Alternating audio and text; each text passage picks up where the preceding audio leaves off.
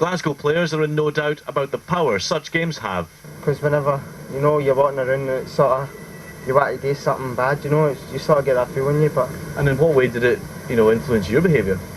Just getting more violent, not only in the house and with my brother and that, so... I've stopped playing it though, and just sort of calmed down in the games, you know.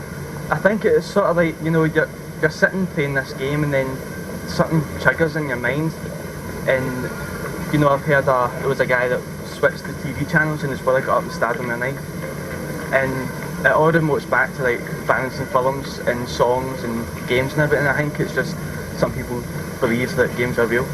Edinburgh firm Rockstar North makes the game. It says it's only supplying a demand for the over-18s. Whatever, high street chain Dixon's has just announced it won't be stocking Manhunt from now on. Mike Edwards there. Well, your views are coming in thick and fast. Jamie from Wishaw has texted us. Nice to hear from you, Jamie. He says, it's not the fault of the games manufacturers, it's the parents who are failing their children. Jean from Clydebank has sent in an email. She says, I try hard to make sure my young teenagers aren't playing violent games, but I can't control what they play when they visit friends. Well, more on your views in a moment, but with us today, our Family Matters expert, Dr. Cynthia McVeigh, freelance games reviewer Robert Florence, and in London, computer games industry spokesman Roger Bennett.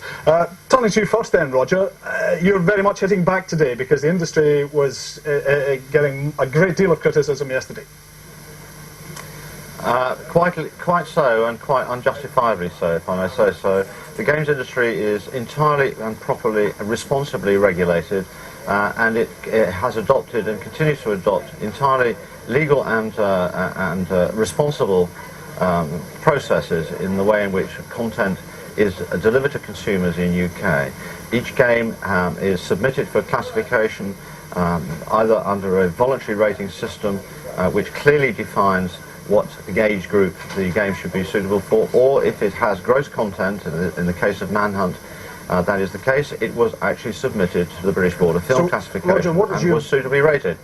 Given that, what's your view then on Dixon's withdrawing the game from sale? I have no view in respect to Dixon's. They've taken a view in respect to maybe that game and perhaps many others who decided to. You must ask that question of them. I can't have a view of it. They've decided to do that. You must ask that question as to why of them, not me. Okay, Robert Florence, now you review games. Where does Manhunt come in the spectrum of video games? Well, don't get me wrong, Manhunt is a very violent game. I mean, it's a game that features people getting bludgeoned to death, people getting bombed at the gob, people getting garroted. It's a nasty game if you look at it out of context. I mean, it's a game that features people getting bludgeoned to death, people getting bombed at the gob, getting bombed at the gob, people getting bombed at the gob, people getting bombed at the gob, people getting bombed at